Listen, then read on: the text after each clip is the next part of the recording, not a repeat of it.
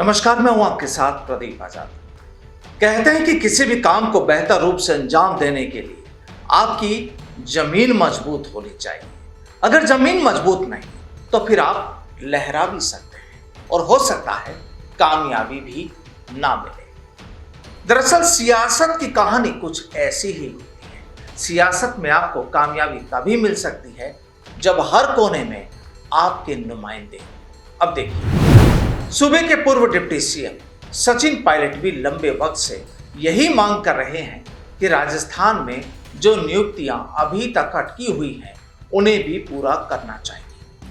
और ये मांग केवल राजस्थान तक ही नहीं बल्कि दिल्ली तक भी जा चुकी है। अब हालांकि पिछले काफी वक्त से राजस्थान में कांग्रेस की ओर से कहा जा रहा है कि बस जल्द ही सभी नियुक्तियों को अमली जामा पहनाने की कवायद की जा रही है। ब्लॉक, मंडल, तमाम स्तरों पर कांग्रेस के नुमाइंदों को तैनात कर दिया जाएगा। लेकिन हालात कुछ ऐसे हो जाते हैं जैसे सावन के मौसम में कहीं बारिश होती है, बाढ़ के हालात होते हैं तो कुछ ही दूरी पर जमीन आसमान से गिरते पानी के लिए तरस रही। दरअसल कुछ ऐसे ही हालात इन दिनों राजस्थान कांग्रेस में भी हो रहे हैं।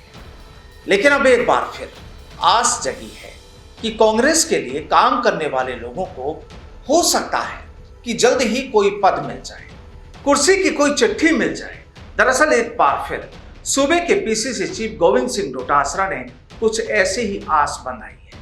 लेकिन सवाल ये कि वो कब तक पूरी हो पाती है और कांग्रेस के लिए पसीना बहाने वालों को कब चैन की सांस मिल पाती है। जरा सुनिए पीसीसी चीफ गोविंद सिंह डोटासरा को, फिर बढ़ते हैं। अभी नेता प्रतिपक्ष नहीं बना है तो प्रदेश कांग्रेस कमेटी के जो जिले के इंचार्ज हैं वो अपने तुरंत सबसे चर्चा करके सहमति बना करके प्रस्ताव भेजें। 13 जिलों में हमारे जिला की कार्यकारिणी है, उसको उदयपुर डिक्लेरेशन के मुताबिक 50% युवा, 50% वर्ष से कम और 50% ज्यादा हो सकते हैं कि वो मापदंड रखते हुए और एक पदाधिकारी 5 साल से ज्यादा सेम पोस्ट में नहीं रहे, इसकी पालना करते हुए आप लोग जल्दी से जल्दी भेजें, जिससे हमारा ये जो संगठन का चुनाव है ये जुलाई में मैं समझता हूं कि पूरा हो जाएगा। उसके बाद में हम तत्काल इसको अगस्त में इनकी कार्यकारिणी घोषित करें। ब्लॉक अध्यक्ष, जिला अध्यक्ष और जो 6 मेंबर हमारे डीसीसी के जो पदाधिकारी बन रहे हैं उनकी भी जल्दी से जल्दी पीआरओ साहब सूची प्राधिकरण को भेजेंगे और प्राधिकरण उसकी घोषणा करेगी। प्रदेश कांग्रेस कमेटी उसकी घोषणा नहीं कर सकती और जो ही प्राधिकरण उसकी घोषणा करेगी ब्लॉकों की और जिलों की, उसके बाद में हम तत्काल 1 महीने के अंदर अंदर उसकी जिले की और ब्लॉकों की कार्यकारिणी बनाएंगे। जो मंडलों का गठन करना था, पहली बार मंडल कांग्रेस कमेटी बनानी थी, उसका भी हमने चर्चा की है कि एक विधानसभा क्षेत्र में 11 मंडल होंगे और 11 के हिसाब से 2200 मंडल हम लोग बना रहे हैं, जिसमें 50% काम हमारा उसके। दरअसल सियासत की ये कहानी कोई पहली मर्तबा नहीं, इससे पहले भी कई बार कही और लिखी जा चुकी है। लेकिन हर बार बस कांग्रेसी कार्यकर्ताओं को उम्मीद की किरण से ही खुश होना पड़ता है। लेकिन इस बार लगता है कि कुछ हो जाए। दरअसल राजस्थान में अगले साल विधानसभा चुनाव होने हैं और उसे लेकर सूबे के मुखिया अशोक गहलोत और सचिन पायलट समेत कई नेता कह चुके हैं कि अब की बार उनकी ही सरकार रिपीट होनी है।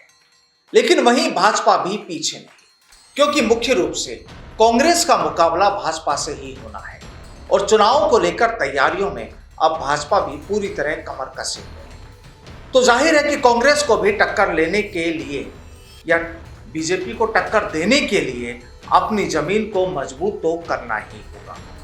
सरकार को करीब 3.5 साल का सफर हो चुका है, लेकिन इन 3.5 साल में सिवाय कई उतार चढ़ाव के कुछ नजर नहीं आया।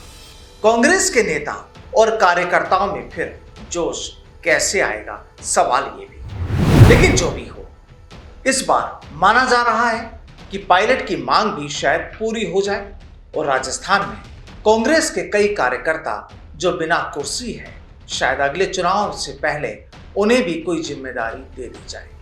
लेकिन मुद्दा ये कि क्या फिर राजस्थान में पंजाब मजबूत हो पाएगा? नमस्कार।